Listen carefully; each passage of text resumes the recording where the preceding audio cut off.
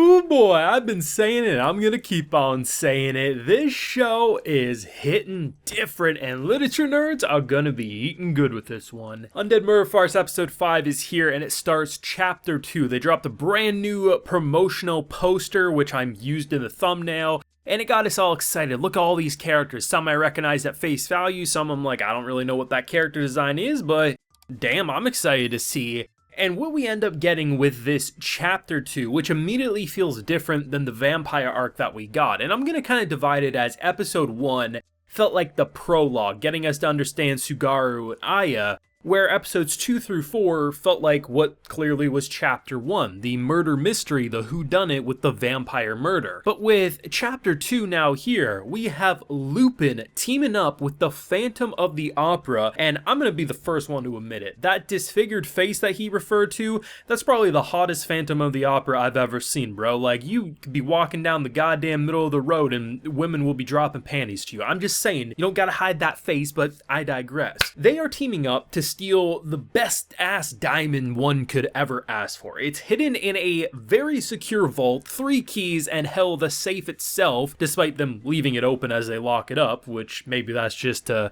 you know, screw around. I don't know. But either way, it basically wards off vampires and werewolves. It is a very intense situation, and Sherlock Holmes is now going to be working with our severed head Ayla, and this is going to be one hell of an arc, boys. Full live reaction to episode 5 of Undead Murder Farce is available on my Patreon. If you would like to see my full uncut thoughts as I watch today's episode, it is over there if you're interested. I am loving this one. I think my excitement should kind of speak for itself. The more I see of this, the more excited I am. And while I may not know every character at face value, I can look at certain characters and be like, oh, that looks like Frankenstein. Oh, that's probably Watson, just based on the mustache. I gotta admit, Sherlock was way hotter than I was expecting. I didn't think I was Sherlock at first. Honestly, between Phantom and the Opera and Sherlock, the boys be looking good in this show. I'll be the first one to admit it. Though I will say, this woman, whoever the hell she is, this Cruella-looking girl, I could change her. That's all I'm gonna say.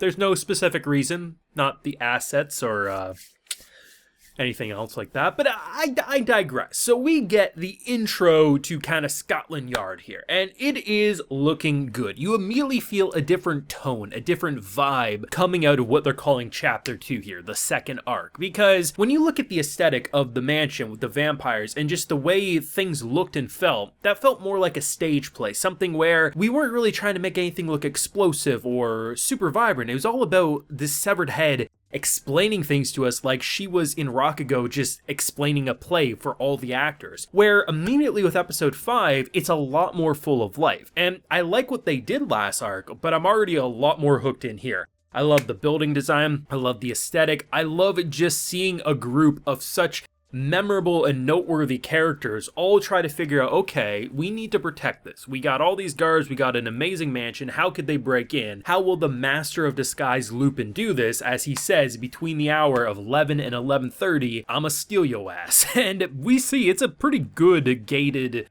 area. It's 2 keys from guards that then unlock a 3rd lock, which only obviously the dude who's trying to protect the diamond has it. And then when you go in, it's this very complex lock that a werewolf or a vampire couldn't touch. And once he took 10 years, he got it 20 years ago, 10 years it took him to crack the safe, he found the rarest diamond known to man. And like I said at the start of this video, basically when they're closing it off, like as they're leaving, the door of the safe is still open. Now, I'm interested to see why that is, if that's a plot point. Is Lupin already here? Is that on purpose so that he'll have an easier time getting in? I'm not sure. Maybe it was an inconsistency, but given what I've seen about this, everything's always planned. Characters having their hands in their pocket is because they have murderous burned hands that they need to cut off later, right? So there's probably a reason for this, but what I really am excited for, ever since they brought up Sherlock Holmes' name, is that Ayla versus Sherlock, that back and forth, who's smarter, who can solve the case first, who can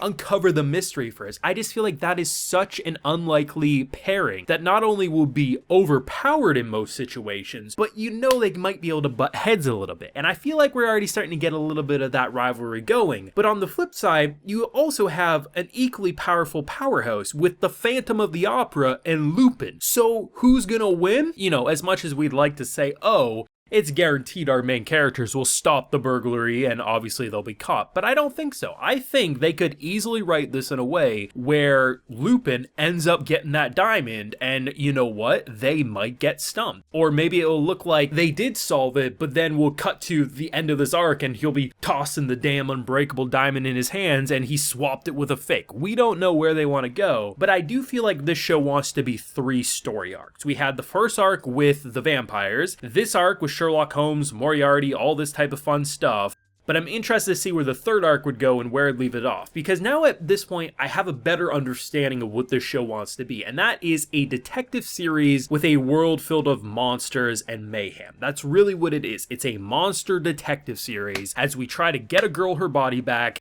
save a cursed body from killing itself and being taken over by the Oni as we solve these mysteries. And it is one hell of a thought-provoking, engaging, and different show than anything else I've seen in a long time. And the more I watch, the more I say, holy hell, this is anime at its best. I literally looked at the time bar this week thinking we had 10 minutes left. There was 2 minutes left on that time bar. I had less than 30 seconds left before the credits started playing. I'm like, nah, bro, you can't do this to me because I need more. Like, of course, not every anime I enjoy will be for everyone, and I do get that, but man, it feels so good every week to see people say, yep, I agree. Felt like 5 minutes, felt like 10 minutes. This is my favorite show of the season. This is one of my favorite, if not my favorite I've seen this year. And I love seeing that because these are the type of anime that are so different where if I look at a show like Golden Kamuy as an example, very big in Japan, very popular in Japan. Not that popular North America, which is why discussion isn't really around.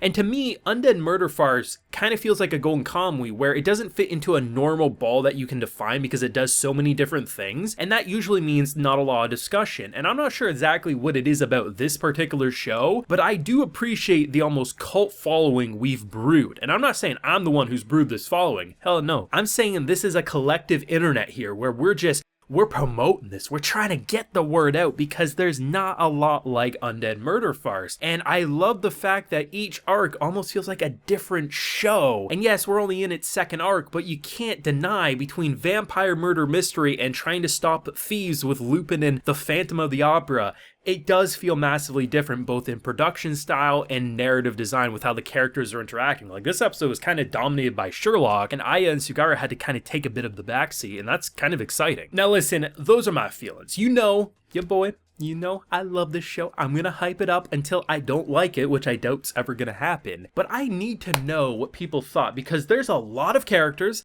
that are famous characters. Some I didn't even recognize. I just knew I wanted to change her. But either way, let me know what you thought and how long do you expect this arc to go? I'm thinking 3 episodes a minimum, but I'm kind of crossing my fingers for 4. I think there's a lot of potential with how many characters, but let me know what you're feeling down below. Leave a like if you enjoyed. Subscribe if you're new around here. Of course, ring that bell. And like I mentioned, we do have a full live reaction over on my Patreon. And hey, while you're there, you'll also get a video shout out. So today we have Eugene Lauren, Daniel Darby, Andre, Darthwin Wright, and the letter A. So I appreciate the support, everyone. Please take care. Have a good one.